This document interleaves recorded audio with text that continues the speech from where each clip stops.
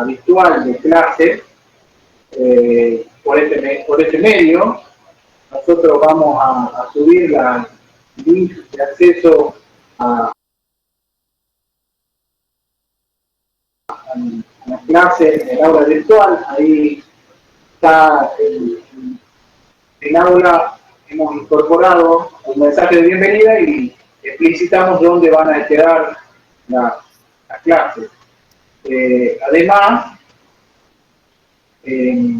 vamos a grabarlas y vamos a incorporar el link en el aula. Hoy he visto, me han llegado mail, o pareciera ser que los videos no se pueden acceder, no se puede acceder a los videos porque parece que pide un permiso de acceso, así que yo ya estoy gestionando con la parte de soporte del aula virtual para ver si de solucionar ese tema para que lo tengan presente los chicos que han intentado ingresar hoy y que seguramente no han podido ver el video.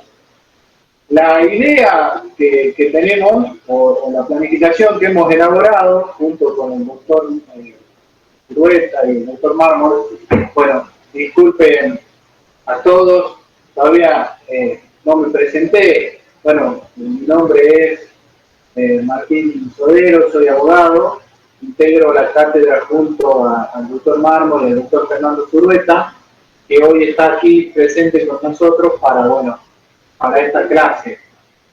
Fernando, te doy la palabra si vos querés presentarte. Bueno, gracias Martín. Buenas noches a todos. Mi nombre es Fernando Zurrueta, también integro la cátedra de Derecho Concursal. Estamos este año encarando el dictado de clases con esta nueva modalidad en donde todos estamos tratando de aprender. Así que desde el principio les pedimos disculpas si las clases no son todo lo didácticas que ustedes puedan esperar.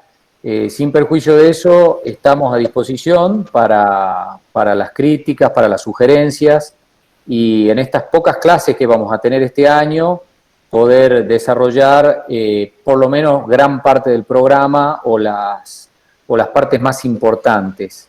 Si querés le explico, Martín, que la idea que tuvimos con Martín es que en las clases que nos toquen dar a nosotros, hoy la clase la da Martín, pero yo le hago una suerte de soporte para las consultas que se vayan haciendo en el chat.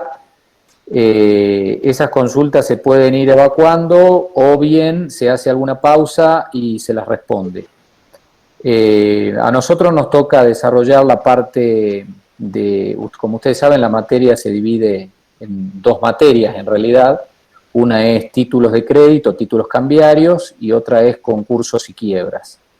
Nosotros con el doctor Sodero vamos a dar toda la parte de títulos cambiarios, como les decía, alternándonos en el dictado de la clase en sí, y el doctor Mármol va a dictar la mayoría de lo que es concursos y quiebras. Así que Martín, te cedo la palabra. Perfecto, gracias Fernando. Bueno, como bien introdujo acá el doctor, y ustedes habrán visto en el programa, esta materia consta de dos grandes ejes temáticos, que es, por un lado, el proceso concursal, el derecho concursal, donde vamos a estudiar la ley de concursos y quiebras, y por otro lado vamos a estudiar los títulos de crédito, ¿sí? Que es una materia que es larga, es compleja, es complicada, y por ahí, como siempre digo a comienzo de las clases, cuando tenemos clases presenciales, es una materia de derecho dictada en la Facultad de Ciencias Económicas. Y entonces tenemos que de alguna manera fundamentar por qué un contador, por qué alguien que va a ejercer las ciencias económicas tiene que estudiar esta materia, o por qué esta materia sería importante para que ustedes la conozcan. Y en cuanto a la materia estrictamente la ley de derecho concursal, es de suma importancia que ustedes conozcan la materia porque son los únicos que van a poder ejercer la sindicatura, los únicos que están habilitados para ser funcionarios del concurso un concurso preventivo o de una quiebra como síndicos son los contadores. Entonces, es muy importante que ustedes puedan, por lo menos, ir conociendo, ¿sí?, la materia, ir adoptando o aprendiendo los conceptos fundamentales del materia. Y por otro lado, los títulos de crédito. Los títulos de crédito que seguramente ustedes han escuchado nombrar, el pagaré, el cheque. No creo que hayan escuchado tanto hablar sobre la letra de cambio, pero sí estos primeros instrumentos, el pagaré, el cheque, son documentos que se utilizan en la vida diaria. En toda actividad comercial se utilizan estos documentos. Y de alguna manera, para que nos introduzcamos en el tema, lo primero que hay que preguntarse, o lo primero que hay que repasar, seguramente, va a ser el concepto de obligación, ¿sí? La obligación. Yo voy a presentar ahora, y voy a pedir, Fernando, que vos me indiques si se ve correctamente.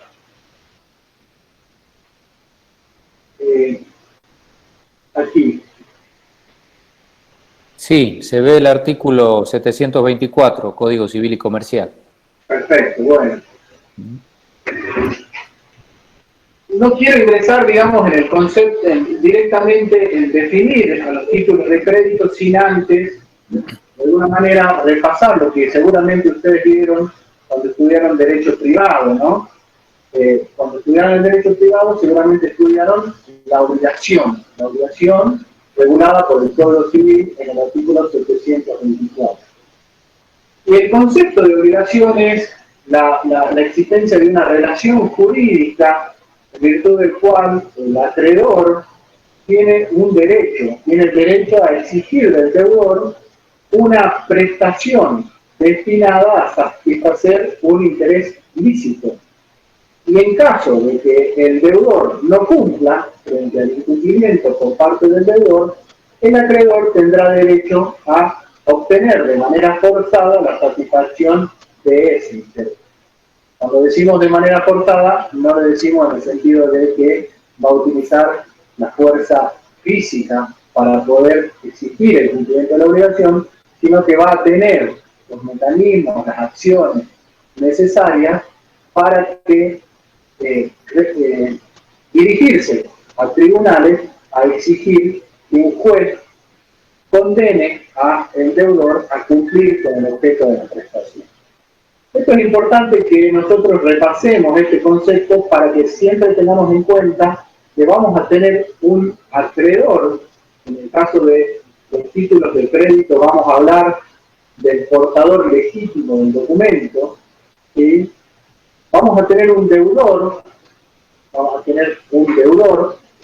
que va a ser la persona que creó el documento, que libró el documento, que se obligó frente al acreedor, que vamos a hablar en esta materia de obligados directos y obligados de regreso, ¿sí?, de acuerdo a la posición que ocupen en cuanto a la creación o la transmisión del título de crédito.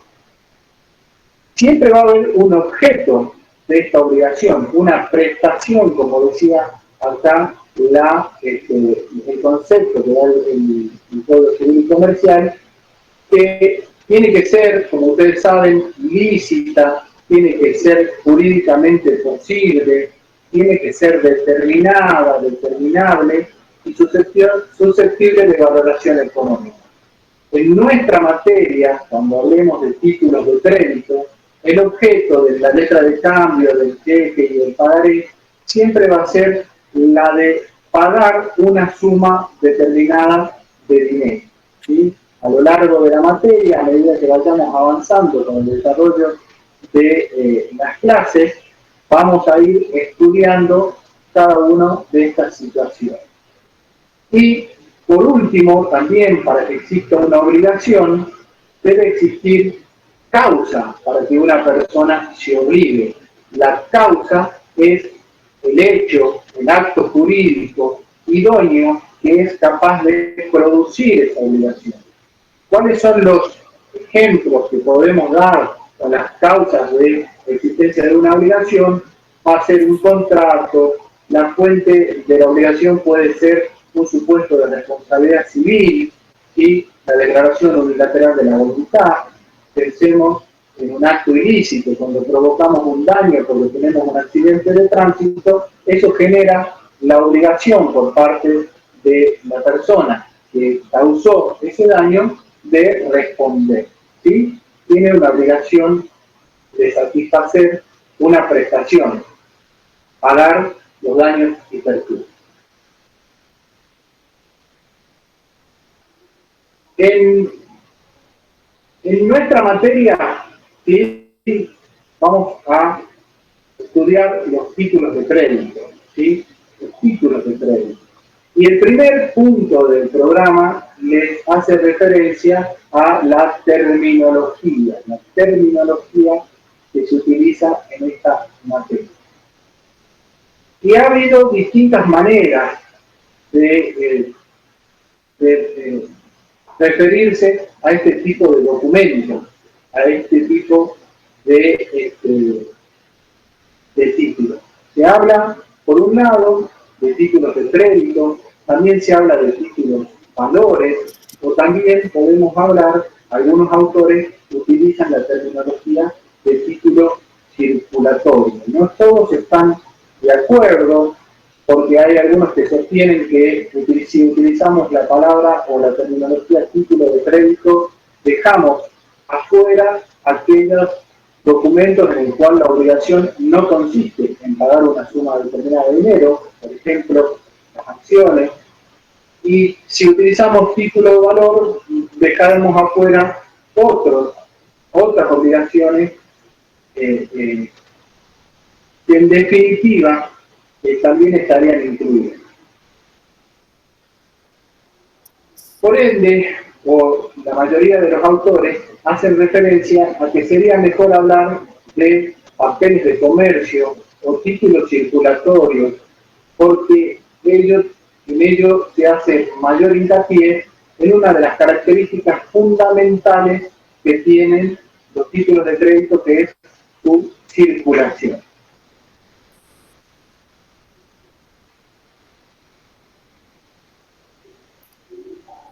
Yo les traje acá de alguna manera unos ejemplos en donde hay documentos que van a contener o que van a instrumentar un derecho.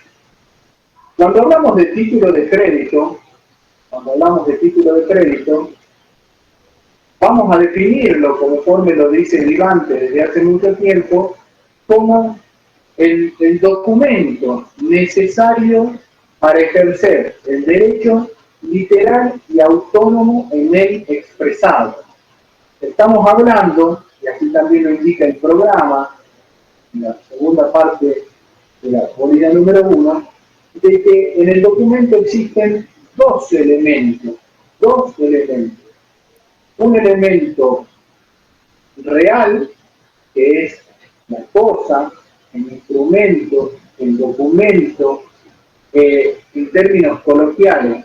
Seguramente ustedes han visto un pagaré. El pagaré se encuentra instrumentado en un papel que contiene ciertos requisitos, que contiene ciertas formalidades que debe contener. Ese papel, ese documento, está regulado, o sigue la regulación de las cosas muebles por parte del Código Civil y Comercial. El poseedor de buena fe de una cosa mueble se presume su titular. Es lo que decía el antiguo 2412 del Código Civil y Comercial y hoy 1895 del Código Civil. Perdón, el 2412 del Código de Vélez, actualmente 1895 del Código Civil. En virtud de este fenómeno de la incorporación que se da en los títulos de crédito, la persona que se obliga cambiariamente, el librador del documento, incorpora una declaración de voluntad, que ya vamos a ver, tiene que ser incondicionada, incondicionada significa que no está sometida a ninguna condición e irrevocable, que tiene un alcance patrimonial y que coloca al obligado cambiario en posición de obligado, en posición de deudor. Este fenómeno, ¿sí?, de la incorporación, que está muy bien explicada por el doctor Jungenbach en el video que les estamos en el aula virtual, hace que tengamos un documento, entonces, en el cual lo esencial es la posesión del documento. No importa si quien tiene el documento es el propietario, basta con solamente tener la posesión. Cuando hablamos del concepto de los títulos de crédito, además de documento, el mismo indica que es un documento necesario. ¿Por qué se habla de esta situación? ¿Por qué es necesario?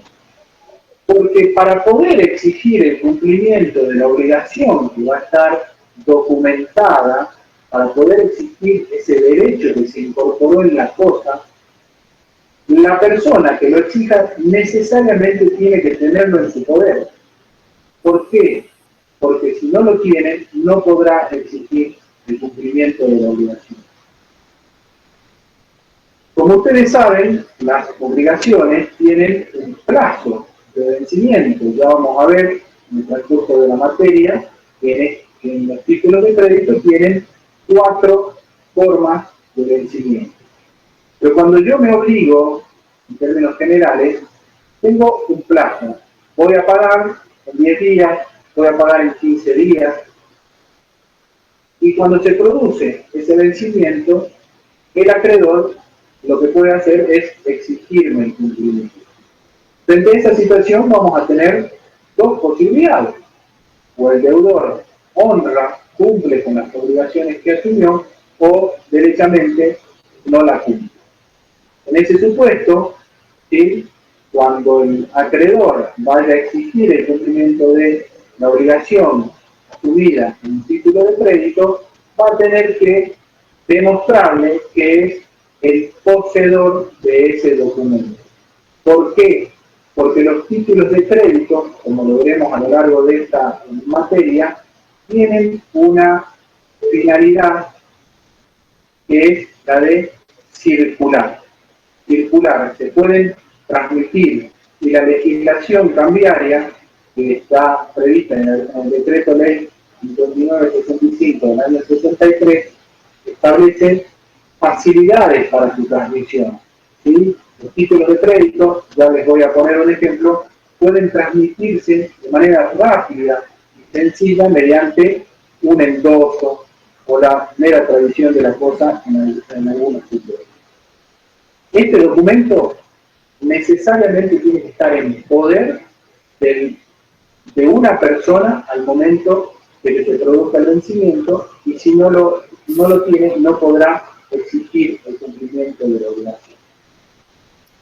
Vamos a ver que también del concepto surgen algunos caracteres de los títulos de crédito que vamos a ir estudiando también, que es la literalidad y la autonomía.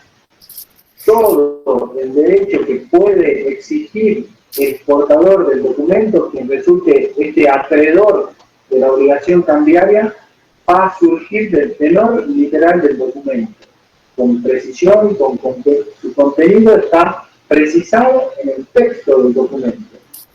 Y autónomo, vamos a ver qué significa que cada adquisición que se va realizando de ese documento es una adquisición originaria, se encuentra desvinculada de las relaciones anteriores. En esta materia vamos a estudiar 3 grandes institutos, ¿sí? La letra de cambio, el pagaré y el qué, ¿sí? La letra de cambio ha sido definida o es definida como un título de crédito formal y completo que contiene una promesa incondicionada y abstracta de hacer pagar a su vencimiento al tomador o a su orden una suma de dinero en un lugar determinado y que vincula solidariamente a sus firmantes. ¿Sí? Este es un primer concepto que yo les quiero dar para que lo tengan en cuenta, para que sepan de qué se trata cuando hablamos de una letra de cambio. Y como ven, ¿sí?, de su definición surge que vamos a tener tres sujetos en la letra de cambio. Por un lado vamos a tener el librador, ¿sí?, que es el que crea la letra, el que se obliga, en principio, el que realiza la promesa incondicionada de pagar una suma de dinero.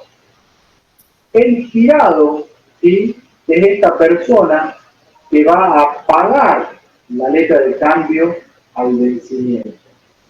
Y por otro lado, vamos a tener a un sujeto que es el beneficiario, es decir, si volvemos al concepto de la obligación del Código Civil, la persona que es el acreedor, la persona que tiene el documento al momento del vencimiento.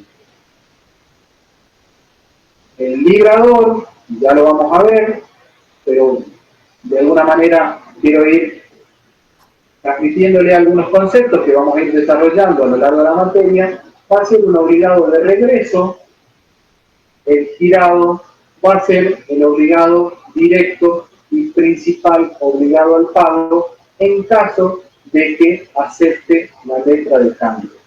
No se aplican, vamos a ir desarrollando también todos estos conceptos a lo largo de la materia.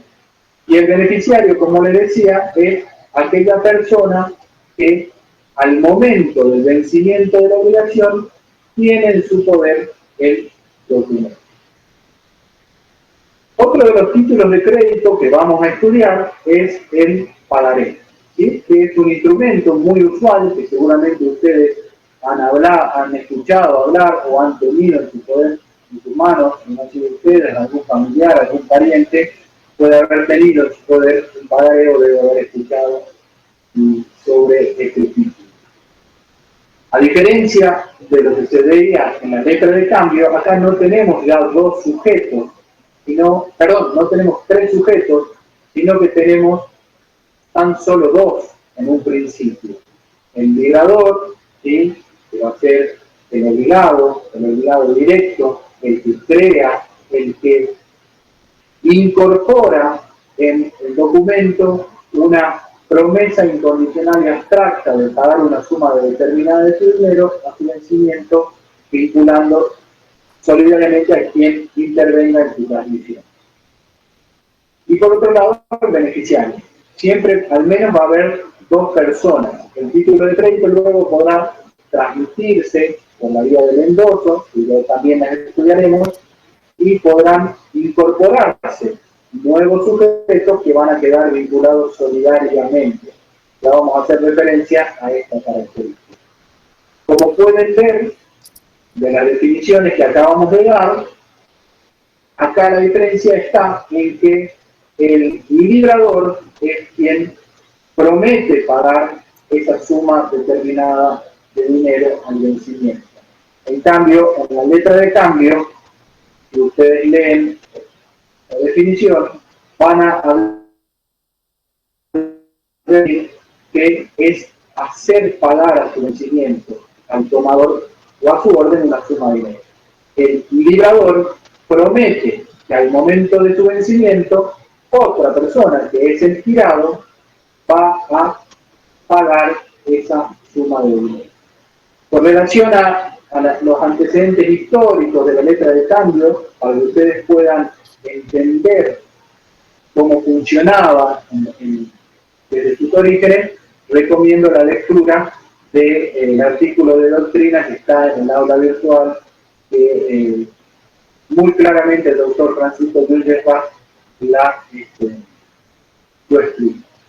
Y el último instrumento que vamos a utilizar, o que vamos a estudiar, durante el dictado de esta materia es el cheque, que más que seguro van a utilizarlo o van a tener ustedes en su vida diaria como profesionales de las ciencias económicas en su poder un cheque, ya sea porque asesoren a una empresa, ya sea porque les paguen con cheque, ya sea por cualquier motivo, seguramente van a tener que asesorar a algún cliente sobre cómo es el funcionamiento, cómo se debe, cómo se puede obtener una chequera, cómo proceder en el caso de que una persona se resulte tenedor del cheque. La definición de cheque es aquel título cambiario que ha sido librado en contra de un banco en donde el librador tiene fondos depositados o autorización para girar el descubierto para que ese banco abone al tenedor del documento una determinada cantidad de dinero. ¿Sí? Acá vamos a ver que se asemeja de alguna manera a la letra de cambio, porque tenemos tres sujetos: el librador, el beneficiario y el banco, que es el que realiza el pago. Pero se distingue de la letra de cambio en el sentido de que existe, y vamos a estudiarlo también, una naturaleza o un carácter dual en el caso del cheque. Porque entre el librador y el beneficiario va a existir una relación de carácter cambiario con todos los caracteres que vamos a estudiar a lo largo de esta materia. Y entre el librador y el banco existe una relación contractual. Para que yo pueda librar un cheque es necesario que previamente haya celebrado un contrato de cuenta corriente bancaria con una entidad financiera. ¿Sí? El librador y el banco celebran un contrato y vamos a ver que además de ese contrato de cuenta corriente bancaria, que está regulado en el Código Civil y Comercial, tiene que celebrar un pacto, un anexo, un pacto de cheque. No toda cuenta corriente bancaria habilita a la utilización de una chequera. Otra diferencia que existe entre estos dos títulos de crédito es que el cheque solamente se puede extender en una fórmula, en una chequera que ha sido provista por el banco. En cambio, la letra de cambio o el pagaré, principalmente el pagaré, se puede instrumentar en cualquier documento, ¿sí? En cualquier papel, siempre y cuando ese documento cuente con todos los requisitos formales que prevé y que vamos a estudiar en el decreto de ley. Bueno, ha pasado media hora, no sé si quieren hacer preguntas, si necesitan que aclare alguna situación. Fernando.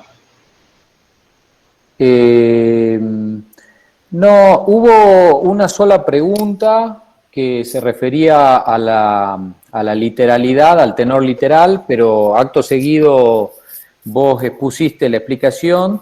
Yo en el chat fui reproduciendo o poniendo algunos conceptos que se iban dando. No sé si está claro esa cuestión.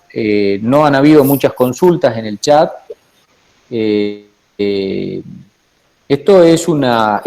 Esta primera clase es a modo introductorio de los títulos de crédito y como para que ustedes vayan entendiendo cómo funcionan.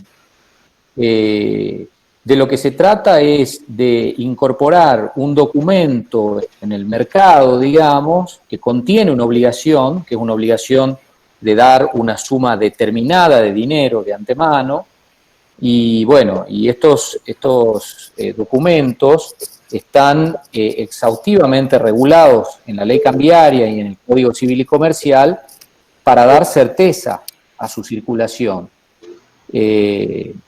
Son instrumentos en donde, como bien decía el doctor Sodero, se instrumenta, se incorpora una obligación y que eventualmente ante el incumplimiento tiene recursos fáciles, que ya los iremos viendo, en donde se garantiza un rápido cobro. digámosle así. Si bien no garantizan solvencia, porque uno no está constituyendo una hipoteca, como podría ser que es, digamos, que ese bien quede afectado a una obligación, pero tener un pagaré, por ejemplo, que es lo que, o un cheque, que es lo que ustedes van a ver usualmente, sí le da al tenedor del título la posibilidad de cobrarlo rápidamente, y si no hay fondos o no se paga voluntariamente, en el caso del pagaré, hacer un juicio que es un juicio rápido, abreviado, ¿no?, para su cobro. Hasta aquí, bueno, lo que ha explicado el doctor Sodero, no sé si hay alguna duda. Bueno, gracias Fernando, y muy buena tu aporte, que de alguna manera me da pie para que explicar esto que tengo aquí de alguna manera armado para explicar por qué los títulos de crédito tienen características propias, y como vos bien lo decías, el portador del documento, el portador del pagaré, tiene cierta seguridad, tiene cierta certeza, porque en su posibilidad de cobro, por todos estos caracteres de los cuales vamos a hablar en esta clase. De alguna manera quería presentarles un ejemplo práctico, ¿sí? Como una primera aproximación, ¿sí?, donde tenemos un título de un documento, un pagaré, donde tenemos una fecha de creación el 3 de enero del 2020, y esta obligación de pagar una suma de dinero, pongámosle 100.000 pesos, tiene su vencimiento el 20 de diciembre del 2020. En este caso, en este ejemplo, este señor, Nahuel, que es el librador de un pagaré, se obliga frente a Pedro, ¿sí?, por algún contrato, por algún vínculo, un contrato comercial, un contrato de compraventa de mercadería.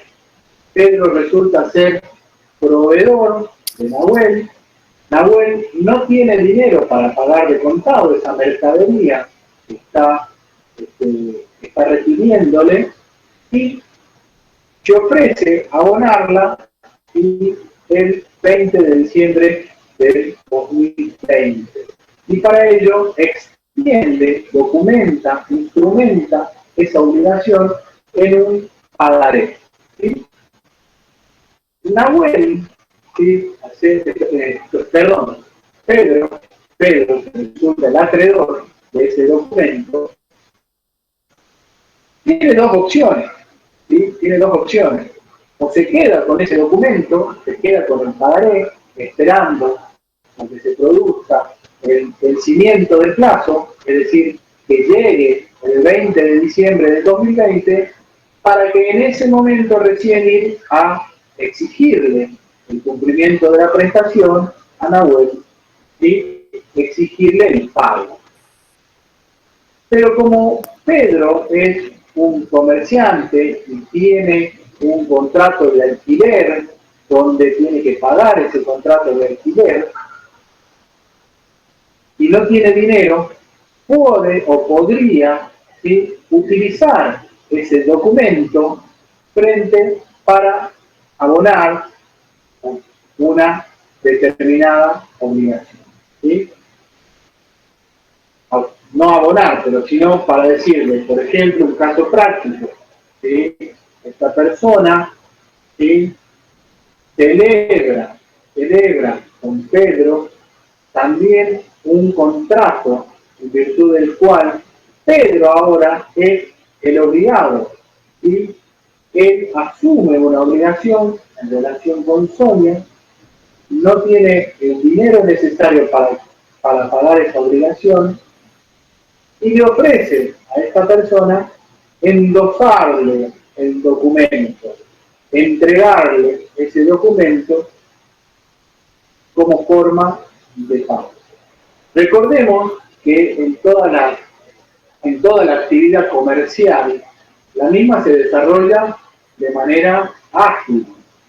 los comerciantes no están habituados a celebrar contratos con muchas, no es que no estén habituados, sino que la agilidad del comercio lo que hace, de alguna manera, es que se instrumenten las obligaciones con fórmulas sencillas, sin tantas solemnidades, sin que sea necesario celebrar un contrato con numerosas cláusulas, sin que sea necesario intervención de ciudadanos a los fines de garantizar que la persona función que firmó el título de crédito es el deudor. Y a su vez, bueno, este título... Se escucha un poco cortado, Martín, está un poco inestable. ¿Se escucha mejor ahí o no? ¿Hola? Ahora pareciera que sí, ahora sí, se escuchaba bastante, ahora sí, ahora se escucha. ¿Sí? Y así sucesivamente. El título de crédito, ¿sí?, puede ser transmitido para pagar un préstamo en este caso, para abonar una compraventa, para pagar un horario, ¿sí?, en este caso para una locación, un contrato de locación de servicios profesionales en donde hay un contador que posesiona unos balances y recibe del fiado el pagador. ¿Sí? Y vamos a llegar, vamos a ver aquí, hasta Josefina, y Josefina va a ser el portador legítimo, el poseedor del documento al momento del vencimiento. ¿Sí? Vamos a pensar que hemos llegado al día 20 de diciembre del 2020 y Josefina se encuentra en poder de ese documento. Josefina, al ser acreedora y tener en su poder este documento necesario, recordemos lo que dijimos del concepto, va a poder exigir el cumplimiento de la obligación. ¿A quién le va a poder exigir? Podrá exigírselo a cualquiera de los que haya intervenido en la circulación del título de crédito. ¿Sí? Por eso, era muy buena tu aporte de Fernando en el sentido de que le da al portador del documento la seguridad que al momento de que se produzca el vencimiento, cualquiera de los que haya intervenido en la circulación del documento va a abonar, ¿sí?, o podrá al menos exigirle su cumplimiento. Si no lo cumplen de manera voluntaria, lo podrá exigir de manera forzada. Volvemos al concepto de las obligaciones. Frente al incumplimiento, el portador tiene la posibilidad, la acción de exigir el cumplimiento forzado. Esto es decir, recurrir a tribunales, iniciar un juicio, como bien vos lo decías, un juicio ejecutivo que tiene las características propias, que lo hacen rápido, que lo hacen expeditivo. No es necesario probar nada más que ser el titular del documento, como lo vamos a ver a lo largo de esta noche. Martín, ahí te interrumpo un segundito. Hay una consulta con relación al endoso, porque yo en el chat explicaba que el modo de circulación, llamémosle natural, de los títulos de crédito es el endoso, que vos venís explicando, pero que también pueden eventualmente transmitirse vía cesión de créditos. Entonces la consulta era cómo sería en la práctica una cesión de créditos. Bueno, la cesión de créditos es un contrato, se redacta en la práctica un contrato en donde en sus cláusulas se dispone que se transmite este cheque indicando todas sus características, número de cheque, monto, librador, beneficiario, etcétera. Pero, claro, el problema es que, ya lo vamos a ver más adelante en otra clase, se pierden algunas cualidades que tienen los títulos de crédito cuando se transmiten vía endoso, que es mayor seguridad, mayor celeridad, esto del principio de autonomía, de abstracción, que no quiero avanzar mucho en temas que son de otras bolillas, pero por lo pronto para que sepan que el endoso es el medio natural de transmisión de los títulos, pero que también puede ser vía cesión de crédito, perdiendo alguna de estas cualidades, ¿no? Excelente, Fernando, la explicación, muy buena la pregunta, porque de alguna manera yo también les quería explicar, les traigo acá algunos ejemplos, ¿no es cierto? A ver, cuando hablábamos del concepto del título de crédito, ¿sí? Perdón, vamos acá al concepto del título de crédito, decíamos que se trata de un documento necesario para ejercer el derecho literal y autónomo en él expresado. ¿Sí? Es un documento, es un documento. Acá yo traigo algunos ejemplos de documentos también, ¿sí? De documentos en donde existe una obligación. ¿Sí? Yo tengo acá un contrato, ¿sí? De honorarios profesionales, ¿sí? En el ejercicio de la profesión, se me regularon una serie de honorarios, hice un convenio y lo instrumenté a través de un contrato. ¿Cómo se va a pagar? La plazo de vencimiento. Tengo un contrato de locación, modelo, ¿sí? En donde tenemos dos partes, un acreedor y un deudor, en donde existe una obligación de abonar una suma determinada de dinero. Este documento a mí también me da un derecho para exigir el cobro de la locación.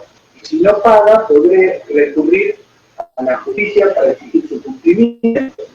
O también tenemos acá otro ejemplo donde se extingue una relación laboral de una persona que va a cobrar una indemnización y se acuerda un monto y una forma de pago. Entonces, todos estos ejemplos son documentos en donde está formalizada la existencia de una obligación de pagar una suma de dinero y que le da a su portador un derecho a exigir el cumplimiento frente al incumplimiento del deudor. ¿Se pueden ceder esos derechos? ¿Se pueden transmitir a un tercero? Yo tengo ese derecho a cobrar los honorarios. ¿Podría transmitir ese documento? Claro que sí. Lo voy a tener que hacer a través de una cesión de derechos. ¿Sí? La cesión de derechos está regulada en el artículo 1614 del Código Civil y Comercial. Se tiene que cumplir una serie de requisitos formales, tienen que celebrarse sí o sí por escrito, hay algunos supuestos en donde se tiene que hacer inclusive una escritura pública, tiene que intervenir un escribano, ¿sí? En el caso de la cesión de derechos litigiosos, en el caso de la cesión de derechos hereditarios, y fundamentalmente, cuando uno cede derechos por la vía del derecho civil y comercial, tienes que notificarlo al deudor de que ha cedido ese derecho. ¿Sí? En este caso, si Pedro decide transmitir a Sonia ese derecho por vía de la cesión de crédito, tendría que notificarle esta situación. Situaciones que no suceden en la transmisión del título de crédito. Como bien vos lo dijiste, Fernando, la agilidad de la relación comercial hace que se prescindan de ciertas formalidades. ¿Cuál es el endoso? Que es la vía ordinaria de transmisión del título de crédito. ¿En qué consiste ese endoso? Consiste simplemente en firmar el pagaré en el dorso del documento y entregarlo. No hay que cumplir otra formalidad más. No es necesario cumplir otra formalidad. Y de esa manera ya se transmitió el crédito. Distinto al supuesto de la transmisión por vía de la cesión de crédito que acabábamos de mencionar.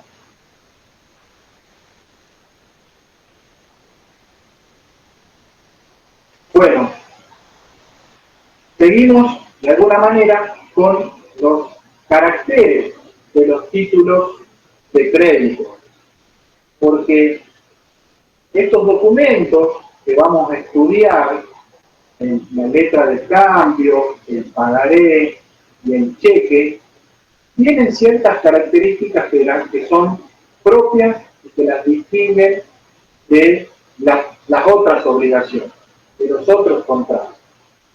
En primer lugar, los títulos de crédito, el principal carácter que tienen es el carácter de la abstracción. La abstracción, ¿en qué consiste? La abstracción consiste en que el título del crédito va a circular, va a transmitirse de manera desvinculada de la causa que le dio origen a su nacimiento.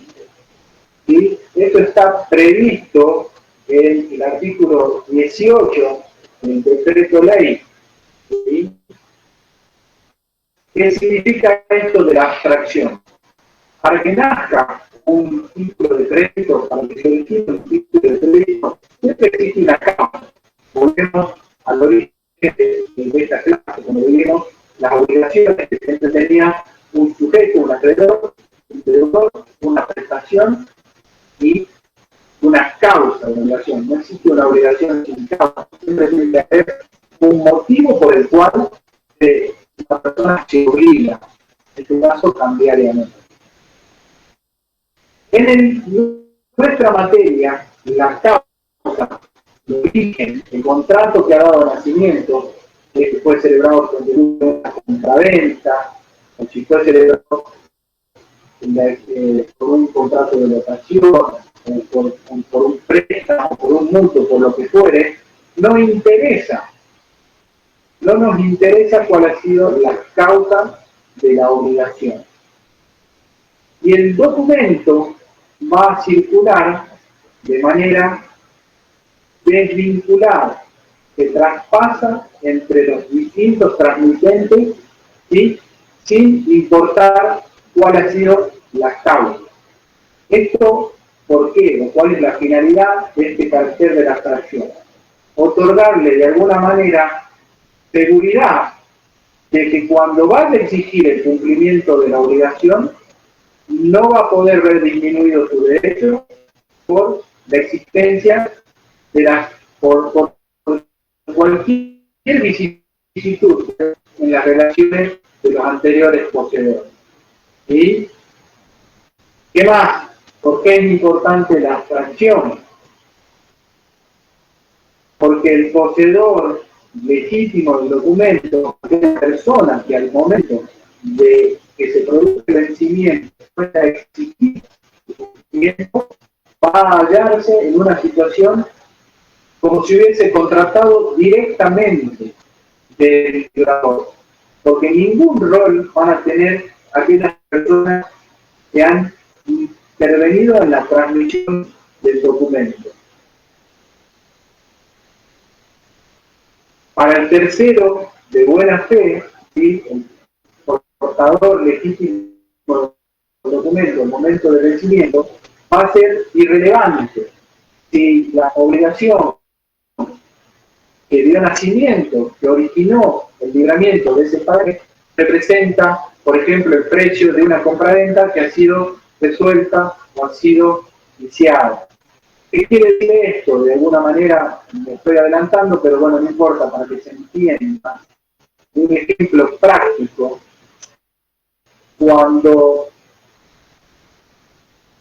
vamos aquí a los sujetos, ¿sí? La causa del libramiento de la obligación de este pagaré que ha creado la web y ha sido entregado a Pedro es un contrato de compraventa, supongamos, de neumáticos. ¿Sí? Pedro debería entregarle 200 neumáticos en virtud de este boleto, en este contrato de compraventa. El título circuló, ¿sí?, pues siendo transmitido, ¿sí?, y llega a poder de Josefina al momento del vencimiento. Cuando Josefina dirija su acción y pretenda cobrarle a Pedro este pagaré, pero no podrá defenderse diciéndole, mire señora, yo no le voy a pagar, ¿sí? No le voy a pagar porque los neumáticos que me entregó eran defectuosos y por lo tanto se resolvió el boleto de compra-venta o la compra-venta que habíamos celebrado. ¿Sí? A eso hace referencia la abstracción de los títulos de crédito, que no interesa cuál es el negocio jurídico que le ha dado origen a la obligación. El título de crédito circula de manera desvinculada de la causa. No interesa cuál ha sido el motivo por el cual Marcos, ¿sí?, ha transmitido ese pagaré.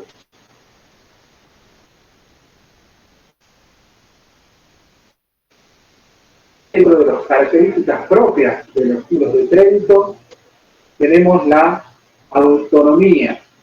La autonomía, habíamos dicho en el concepto de los títulos de crédito, que era el documento necesario para ejercer el derecho literal y autónomo en el expresado. ¿A qué hace referencia la autonomía?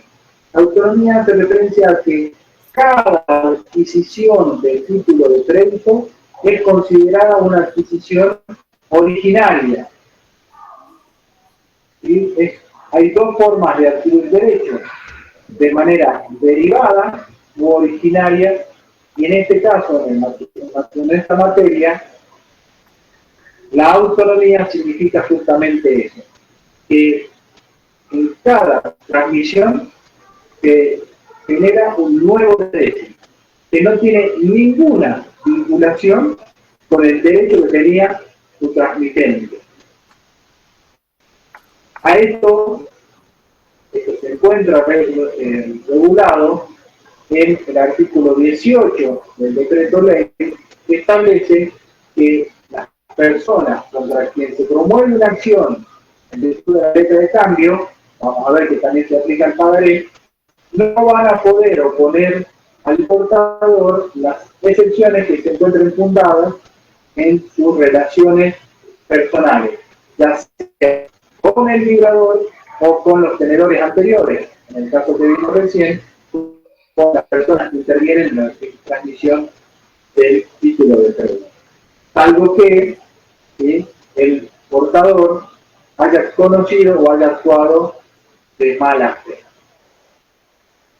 Este carácter de autonomía tiene una estricta vinculación con el carácter de la independencia, que está regulado en el artículo 7 del decreto ley, que establece que cuando la letra de cambio tiene inserta firmas de personas incapaces o de personas que no pueden obligarse cambiariamente, un menor de edad, quienes han firmado la letra, las obligaciones de los otros suscriptores de la letra de cambio van a seguir siendo válidas, por más que en la transmisión del documento haya intervenido una persona que no podía obligarse cambiariamente o porque el documento contenga firmas falsas. ¿Sí?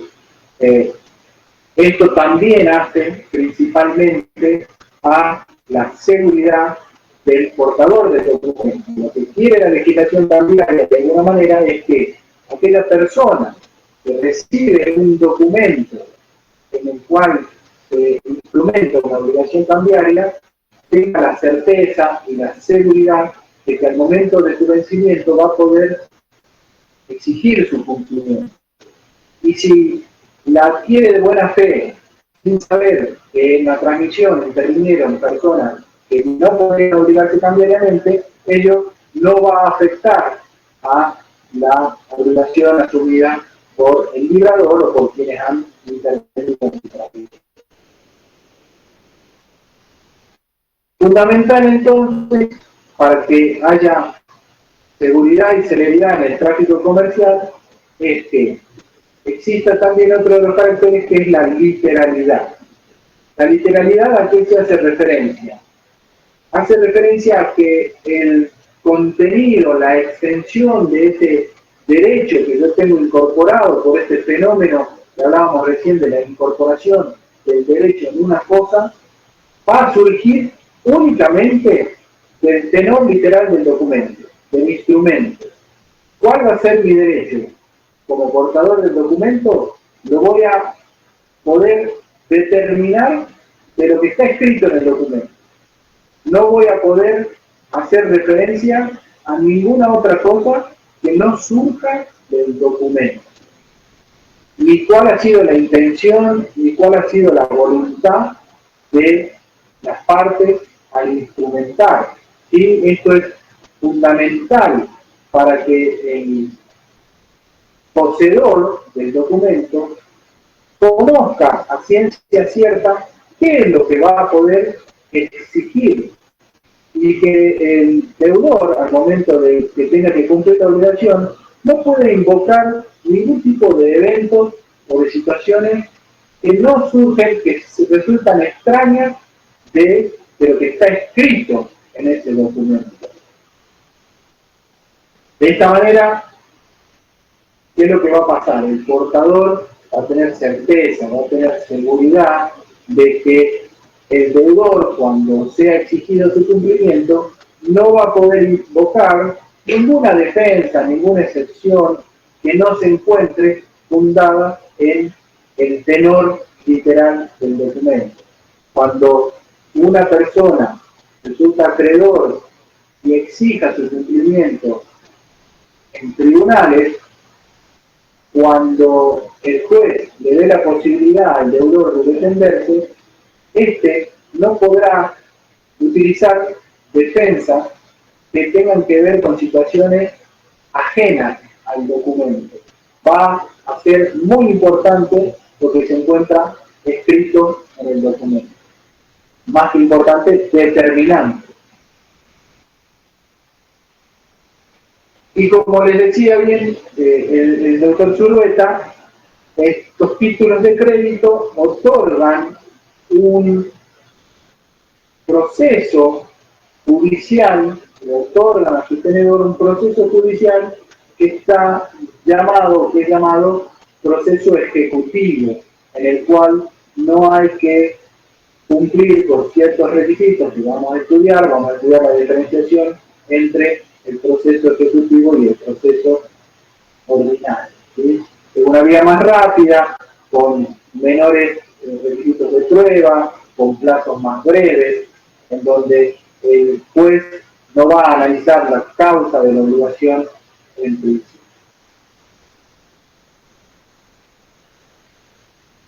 El título de crédito también tiene otra característica, que es la incondicionalidad. ¿Qué significa esto de que el título de crédito sea incondicional? Que la promesa incondicionada de pagar una suma determinada de dinero y su circulación no puede, y también la circulación del título de crédito, no puede estar sometida a ninguna condición. Como ustedes ya saben y han estudiado el derecho privado, las obligaciones pueden ser puras y simples o pueden ser condicionales. Están sometidas, como su nombre lo indica, a una condición. Pagaré una suma de dinero si se produce una situación determinada. Pagaré por medio de esta obligación cambiaria, no puedo poner en el documento, en el pagaré, que voy a abonar una suma de dinero si Gimnasia de Jujuy asciende a primera división. Estoy sometiendo la obligación a una condición. En este caso, la característica del título de crédito es su incondicionalidad. No puede estar sometida a ningún tipo de condición. Otro requisito es la formalidad. La formalidad hace referencia a que los documentos, tanto el título de crédito, el pagaré o el cheque que vamos a estudiar, tienen que tienen que cumplir o que deben contener una serie de requisitos de forma que están expresamente establecidos en el texto de la ley. ¿Sí? En el caso de la letra de cambio, vamos a estudiar el artículo 1 del decreto ley 5965, exige 8 requisitos. La denominación, una promesa incondicional de pago de una suma de dinero, el nombre del tirado, el plazo, el lugar del pago, el beneficiario, el lugar y fecha en el que la letra ha sido creada y, por último, la firma de quien va a crear la letra. Requisitos que son similares en el caso del pagaré, que están previstos en el artículo 101 del decreto ley, ¿sí? La denominación, la promesa de pago, el plazo, la indicación del lugar del pago, el nombre del beneficiario, ¿sí? El lugar y la fecha en el que han sido firmados, en el que han sido creados, y la firma de su suscriptor. Por su parte, en el caso del cheque, en el artículo 2 de la ley 24.452, hace referencia o regula, mejor dicho, expresamente, cuáles son los requisitos para que se extienda un cheque válido, ¿sí? Que va a contener, miren, son similares, no se preocupen, que de esto vamos a volver a lo largo del desarrollo de la materia, la denominación, el número de orden, la indicación del lugar y fecha de creación, el nombre de la entidad financiera, la orden de pagar una suma de dinero, expresada en letras y números, y la firma de su librador. Vamos a estudiar que si el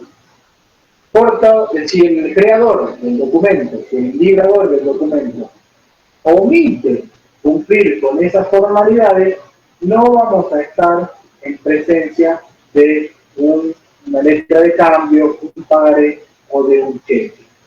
¿Sí? Lo dejo planteado, para que después lo vayamos desarrollando en la clase. Vamos a ver que existen distintos tipos de elementos, o los requisitos formales, mejor dicho, que son los esenciales, los naturales. ¿Cuál es la distinción? Si falta alguno de los requisitos naturales, la misma legislación lo suma. ¿Sí? Un ejemplo es que si la letra de cambio no se ha indicado un plazo para el pago, se considera pagadero anónimo.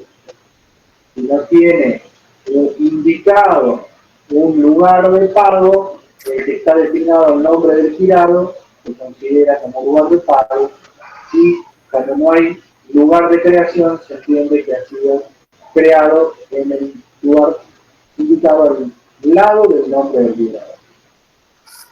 Como bien lo dice el artículo 2, si le falta alguno de esos requisitos que acabamos de enumerar, no estaremos frente a una letra de cambio. Simplemente tendremos un documento probatorio de existencia de una obligación, pero no con todas estas características que venimos mencionando. No un título, no un documento abstracto, no un documento autónomo, ¿sí? Tendremos solamente un documento que nos permita probar la existencia de la obligación. Que además, Martín, agrego que no va a poder ser, esto lo vamos a ver más adelante, pero es una característica importante, no puede ser encausado su cobro por un juicio ejecutivo. Se necesita hacer un juicio ordinario, mucho más largo, más dificultoso de probar, con muchos más obstáculos que el que tiene un juicio ejecutivo que garantiza un cobro en pocos meses, un año, pongámosle, del título de crédito, ¿no? Así es, Fernando. Excelente tu aporte. Bueno, otra de las características que tienen los títulos de crédito es la completividad. ¿A qué hace referencia esto? Que los títulos de crédito son autosuficientes. Los títulos de crédito se bastan a sí mismos. No es necesario recurrir a otro instrumento para saber cuál es el contenido específico de ese derecho. Cuando nosotros leemos el pagaré, sabemos a ciencia cierta cuál es el derecho que tiene el portador y el beneficiario. No es necesario que recurramos a otro documento para poder entender cuál es el derecho del beneficiario. Y acá vamos a tener que distinguir los títulos de crédito completos de los títulos de crédito incompletos y aquellos que están en blanco. Los completos, ¿sí?, son aquellos en los cuales, desde el momento de su creación, ya contienen, ¿sí?, contienen todos los requisitos formales que acabamos de ver. Porque puede suceder que una persona, al librar un pagaré, no complete la totalidad de todos los requisitos. Y simplemente firma, pone el lugar de creación, pone la firma y pone el monto y deja el documento incompleto. Situaciones que normalmente suceden en la práctica, porque muchas veces nos solicitan que firmemos un pagaré y dejan espacios sin completar, o se dejan espacios sin completar. Hay que tener en cuenta que si nosotros no completamos el pagaré cuando libramos ese documento, lo que estamos haciendo es facultar al portador, al beneficiario del título, para llenarlo, ¿sí? Esto es una situación peligrosa. ¿Por qué? Porque el beneficiario del documento puede actuar de buena fe y completarlo teniendo en cuenta el negocio jurídico que le dio nacimiento, ¿sí?, lo que hemos convenido. Pero esto dependerá pura y exclusivamente de la buena fe del beneficiario. Puede suceder que tengamos un beneficiario que no actúe de buena fe y lo complete, ¿sí?, poniéndole una suma mayor. Entonces, como un consejo, digamos, desde esta primera clase, cuando ustedes suben como contadores o tengan que asesorar a alguno de sus clientes, siempre díganle que el pagaré tiene que estar completo desde el momento de su implementación. Y bueno, la diferencia entre el pagaré incompleto y el pagaré en blanco es una diferencia meramente académica, una diferencia de grado, donde el documento en blanco es aquel que solamente contiene la firma del librador, no tiene otro elemento, ningún otro requisito formal incorporado en el documento, mientras que los incompletos tienen la firma y algunos de los otros requisitos, el lugar de creación, el monto, cualquiera de los que mencionamos recién.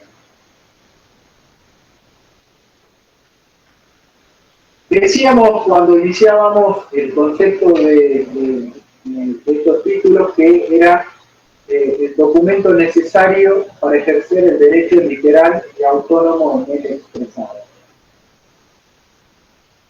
Y necesario, les decía que al momento del vencimiento, el portador tiene que tener en su poder el documento para poder exigir su cobro.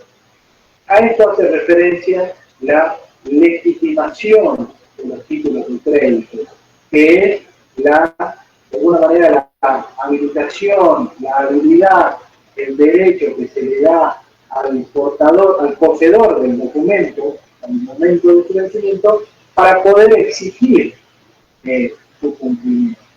Y tiene dos aristas, tiene dos caras. Por un lado, la legitimación activa, ¿sí?, que es la del acreedor, ¿sí? Donde el acreedor no va a necesitar acreditar ser el propietario del documento, sino que se encuentra habilitado para exigir el cumplimiento porque ha recibido el documento en virtud de una serie de ininterrumpida de endosos, ¿sí? El documento le ha sido endosado y como tal se encuentra habilitado para poder exigir el cumplimiento de la ley. Y desde el punto de vista pasivo, la legitimación tiene que ver con las personas que han firmado el título de crédito, ya sea como librador, o ya sea porque lo han endosado, van a liberarse del cumplimiento de esa obligación, cumpliendo, pagando, ¿sí?, esta promesa incondicionada de pagar una suma determinada de dinero. Que al momento del vencimiento, cualquiera de los sujetos que ha intervenido en la creación y transferencia del documento paga la letra de cambio o el pagaré, de alguna manera se va a ir desobligando hasta que la obligación sea abonada por el obligado directo, que ya vamos a ver, tiene los distintos títulos que yo recién les mencioné. La letra de cambio es el jurado que ha aceptado y el pagaré será el librador del pago. Y por último, otro de los requisitos, una de las características que tiene que ver con los títulos de crédito, que es de vital importancia, es el de la solidaridad. Que cuando definíamos la letra de cambio y el pagaré, decíamos que era un documento. Fíjense ustedes que el concepto de la letra de cambio y el pagaré incorpora muchos de estos caracteres, ¿sí? Es el título de crédito, el documento formal, completo y abstracto, en virtud del cual una persona promete de manera incondicionada a hacer pagar a su vencimiento una suma determinada de dinero, obligando solidariamente a todos sus firmantes. Esa era la definición que dábamos de la letra de cambio y que la distinguíamos de la definición de pagaré, porque no, el librador aquí se obligaba a pagar por sí mismo esta promesa de pagar una suma de dinero. La característica de la solidaridad hace referencia a que todos aquellos que intervienen en la transmisión del documento se quedan obligados solidariamente hacia el acreedor. ¿Sí? ¿Qué significa solidariamente? Solidariamente, en términos jurídicos, que significa que el acreedor va a poder exigir el cumplimiento de la obligación a todos los que intervinieron. Puede elegir a cualquiera de los que haya intervenido en la transmisión del documento. Todo aquel que ha colocado su firma en el documento, ya sea como librador o como endosante del documento, va a quedar obligado. Y la solidaridad hace referencia a que el acreedor le puede exigir el cumplimiento de toda, el cumplimiento íntegro de la prestación que está documentada en el título. ¿A quién puedo demandar? Y el portador tiene derecho de accionar en contra de todas esas personas, ya sea de manera individual, promover una demanda en contra de un deudor en particular, o demandarlo a los tres endosantes, o al endosante y al librador, sin que sea necesario observar el orden en el que las obligaciones han sido contraídas. Ya vamos a ir al ejemplo. E inclusive dice la ley que puede haber iniciado una demanda en contra de uno y luego demandar a otro. Aquí vamos a ver bien la solidaridad, ¿sí? Quienes hayan transmitido el documento van a quedar obligados solidariamente frente a la portadora legítima del documento, frente a Josefina. ¿Sí? Josefina, aquí el número 7, que ustedes lo ven, es el portador legítimo del documento. Al momento del vencimiento tendrá la posibilidad de promover una demanda en contra de Joaquina, en contra de Thiago, en contra de Silvana, en contra de Marcos, en contra de Sonia, en contra de Pedro, o directamente demandar al violador del documento. ¿Sí? Ella puede elegir y le puede exigir el cumplimiento íntegro, la totalidad de la obligación a cualquiera de los que han intervenido en la transmisión del documento. Bueno, le doy la palabra a Fernando para ver si, bueno, necesitamos aclarar algo.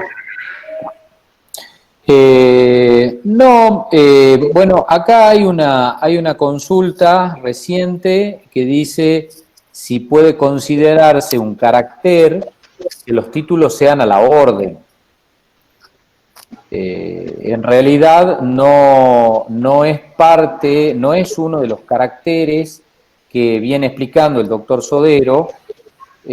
Cuando hablamos de caracteres propios de los títulos de crédito, tenemos, como bien repasó el doctor Sodero, la abstracción, la autonomía, independencia, literalidad, completividad. A la orden es un modo de libramiento del título, en realidad. Los títulos pueden, y eso lo vamos a ver más adelante, pero bueno, por lo pronto aclaramos esto, que no es un carácter de los títulos de crédito, sino un modo de libramiento, que incluso por la propia forma en que pueden circular los títulos, pueden circular de mano en mano, sin necesidad porque también una de las cuestiones que preguntaban era cómo era el endoso, si bastaba con una firma, siempre estamos hablando en la parte de atrás del documento, al dorso, ¿no? Si bastaba con la firma o era necesario la firma, la aclaración, el DNI, eventualmente algún otro dato como un domicilio. En realidad, de cualquier forma, el solo hecho de estampar una firma atrás de un pagaré o de un cheque ya se está endosando.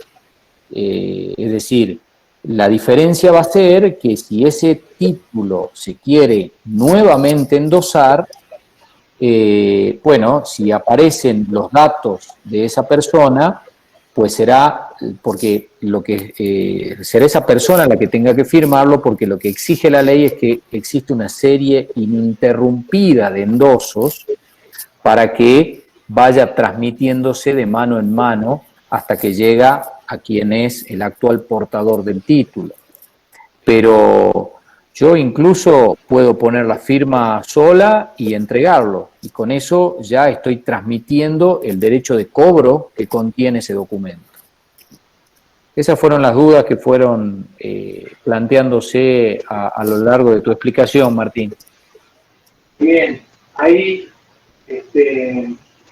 les traía también, estoy compartiendo aquí mi pantalla, la clasificación de los títulos de crédito que está contenida en el programa, y de acuerdo a la forma de libramiento de los títulos de crédito, como bien vos lo planteabas y lo explicabas a los chicos, tenemos distintas formas de librarlo, ¿sí? El documento, el título, vamos a poner un ejemplo del pagaré. El pagaré puede ser librado al portador. ¿Qué significa esto? Que en el documento no vamos a indicar el nombre del beneficiario. Dejamos en blanco el lugar donde debería ir el nombre del beneficiario. Este es un título de crédito al portador y se puede transmitir directamente con la entrega, con la mera tradición sin que sea necesario que lo endosemos. Se puede transmitir de manera manual, ¿sí? Para ser un poco ejemplificativo. Los títulos de crédito a la orden son aquellos en los cuales se indica el nombre del beneficiario ya en el documento. Y esos títulos de crédito no se pueden transmitir por la mera tradición, sino que se transmiten por la vía del endoso, que es, como bien lo mencionaba el doctor Zulueta, la formalidad del endoso es simplemente atrás del documento, en la parte del dorso del documento, poner la firma. También se puede, ya vamos a ver que hay distintos tipos de endosos, completos o incompletos, pero bueno, con la firma del documento y la entrega se transmite. Y después también tendremos los títulos de crédito nominativos, que podrán ser endosables o no endosables, que son aquellos en los cuales, además de estar indicado el beneficiario, para su transmisión es necesario que la misma se inscriba en un registro determinado. Típico ejemplo de un título valor nominativo es las acciones de una sociedad anónima, que para su transmisión requieren que se inscriba o se asiente en el registro de accionistas al nuevo titular de la agencia. ¿Sí? No es, como bien lo dice el doctor Zulueta, un carácter de los títulos de crédito, sino que es una forma, de acuerdo a la forma de libramiento, tenemos los títulos a la orden, al portador y los nominados. Para cerrar un poquitito y de manera rápida para no cansarlos, la clasificación o los títulos de crédito los podemos distinguir entre, de acuerdo al sujeto que los emite, es decir, de acuerdo al librador del documento, pueden ser públicos o privados. Los públicos son aquellos en los cuales han sido emitidos por el Estado, ¿sí? Por el Estado Nacional, el Estado Provincial, o inclusive los municipios. Pueden emitir títulos públicos y privados, son aquellos que han sido librados, han sido creados por los sujetos particulares, una persona humana, una persona jurídica. ¿Sí? Por la prestación pueden ser representativos de dinero, ¿sí? Que es lo que son los títulos de crédito con los cuales vamos a profundizar, ¿sí? La letra de cambio, el pagaré, el cheque, como venimos diciendo, contienen una promesa incondicionada de pagar una suma de dinero. Representan que el derecho que se encuentra incorporado en el documento es una obligación de abonar una suma de dinero. Mientras tanto, existen otros títulos valores que contienen en cual la prestación no es el pago de una suma de dinero, sino otra distinta, como puede ser, por ejemplo, la carta de porte marítimo. No existe una obligación de pagar una suma de dinero, sino que es la de entregar determinada mercadería. De acuerdo a la causa, ¿sí? ¿En qué sentido de acuerdo a la causa? Si la causa determinante de la emisión del título de crédito tiene importancia, los títulos valores se pueden clasificar en causales o títulos valores, abstractos.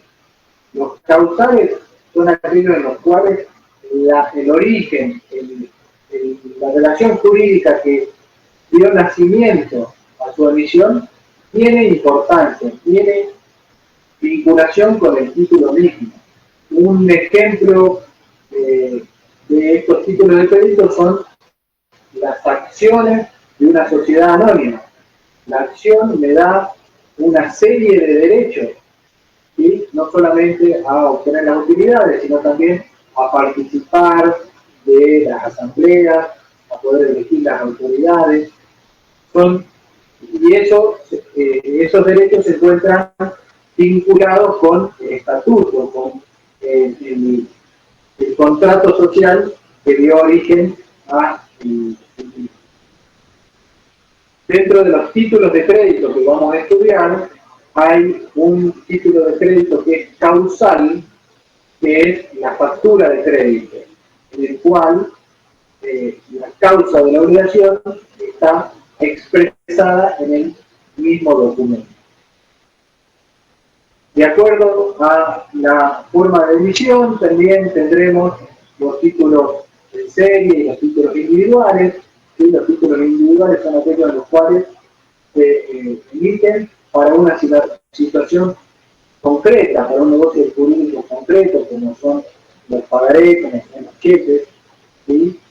Mientras que los títulos valores, los títulos en serie, son aquellos que se emiten en un solo momento, se emiten de manera conjunta varios documentos, varios instrumentos que otorgan derechos homogéneos a sus titulares. Por ejemplo, los títulos en serie pueden ser las obligaciones negociables que pueden emitir las sociedades.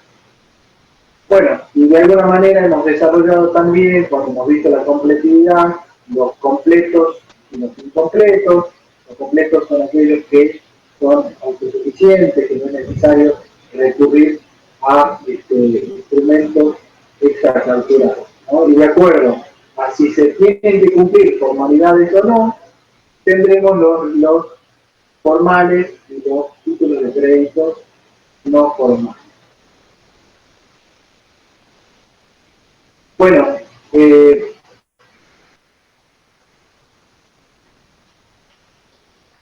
alguna manera son las 9:30. No sé si quieren que aclaremos alguna situación. O abrimos el micrófono para que ustedes puedan hacer preguntas, si quieren, para que demos de alguna manera un cierre a la clase. La idea era transmitirles un pantallazo general, una introducción a la materia, ¿sí? Para que después vayamos desarrollando en las diversas clases que vamos a tener de esta forma, cada uno de los aspectos que hemos venido trabajando. No se aflijan, por ahí no ha quedado o no se ha entendido algún concepto, porque vamos a seguir desarrollándolo durante el transcurso de esta clase.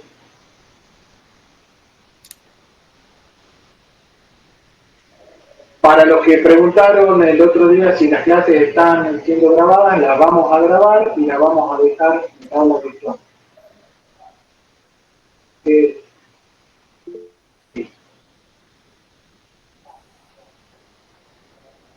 Acá Antonella pregunta sobre la legitimación pasiva. Sí. ¿Querés, Fernando, a ver por ahí si vos lo explicás? Bueno, cuando al inicio de la clase, el doctor Sodero habló de obligación. Cuando nosotros estamos en presencia de una obligación, tenemos lo que se llaman los dos polos de la obligación. De un lado tenemos al acreedor y del otro lado al deudor. El acreedor es lo que llamamos legitimado activo, mientras que el legitimado pasivo es el deudor. A eso nos referimos cada vez que hablamos de legitimación pasiva, al que está en el polo de la obligación del lado del deudor, mientras que cuando hablamos de legitimación activa es aquel que tiene la posibilidad de ejercer el derecho, en este caso incorporado a un documento, que en definitiva es el derecho de cobro de una suma de dinero. No sé si quedó claro.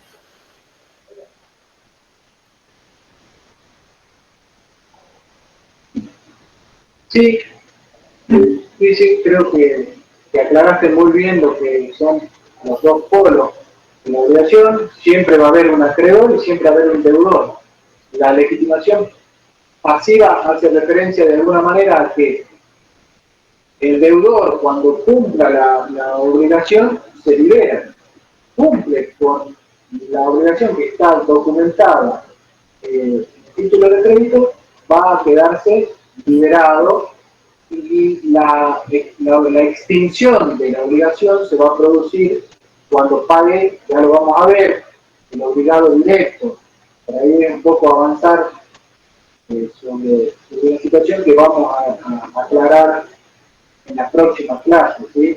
Está bueno esto de que estoy viendo las clases, hay muchas preguntas y encuentro de que están muy interesados en ir avanzando sobre los distintos puntos que estamos desarrollando. Quizá, Martín, como para aclarar, porque vos hablaste de solidaridad, en el caso de que haya varios obligados, porque el principal obligado o obligado directo, llamémosle siempre en el ejemplo del pagaré, es el librador. Pero a medida que va circulando el título, se van incorporando mediante el endoso los distintos endosantes como obligados también, que ya veremos que son obligados de regreso, pero no importa, por lo pronto son obligados. Y tienen una obligación solidaria.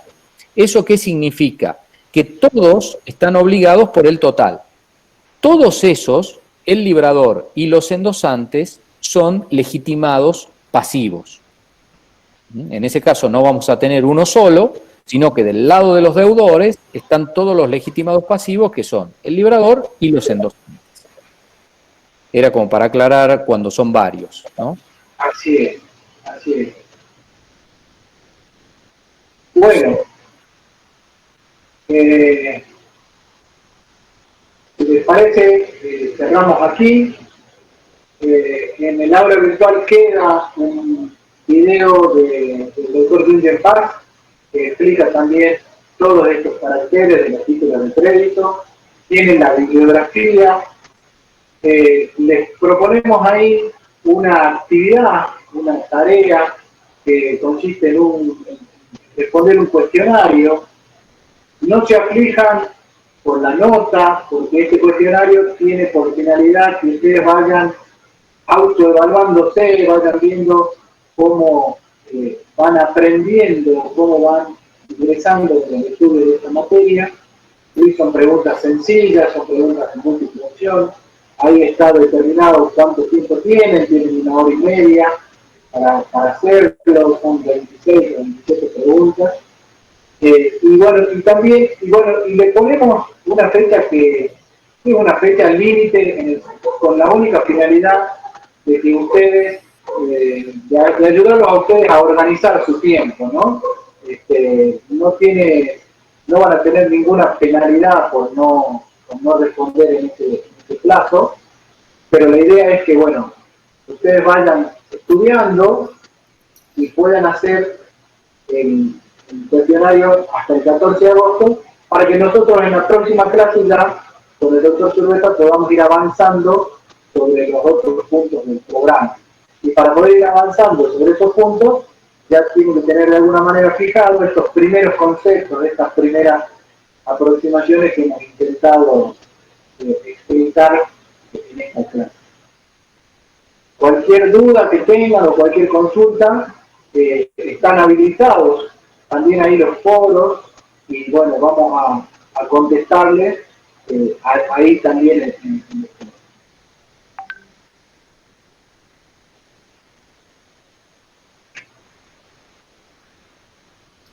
Acá hay una nueva consulta, Martín, que dice, si basta con la firma para el endoso, ¿cómo puede el beneficiario identificar a los diferentes endosantes para exigir el cobro? Bueno, es una muy buena pregunta.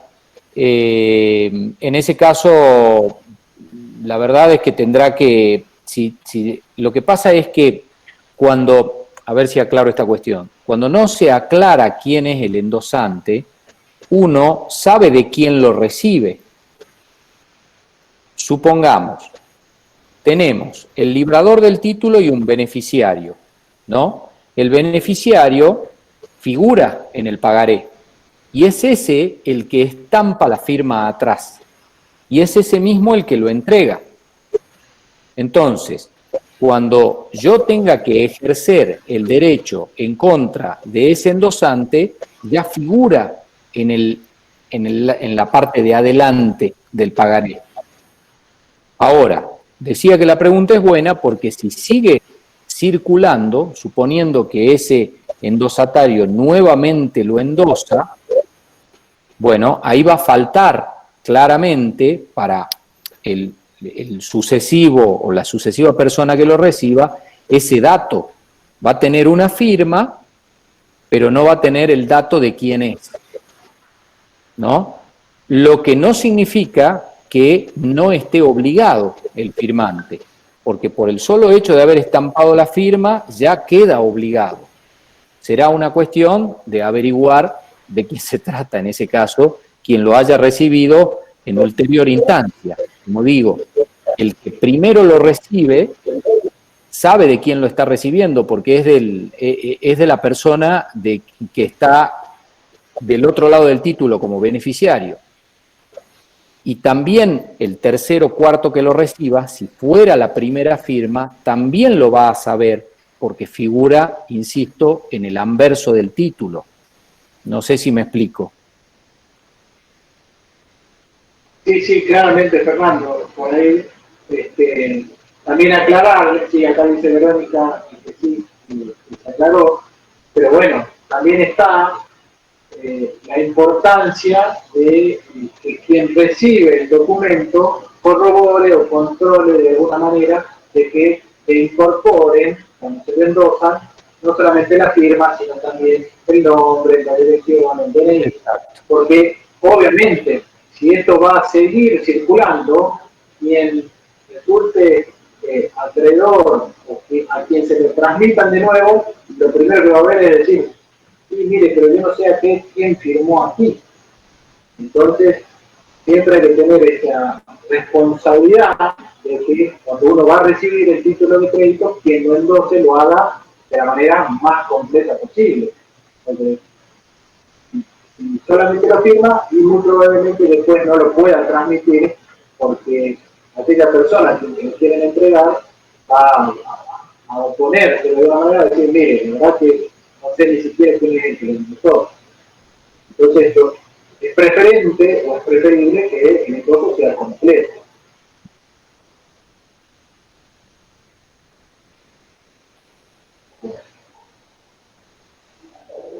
Bueno, entonces damos por finalizada la clase.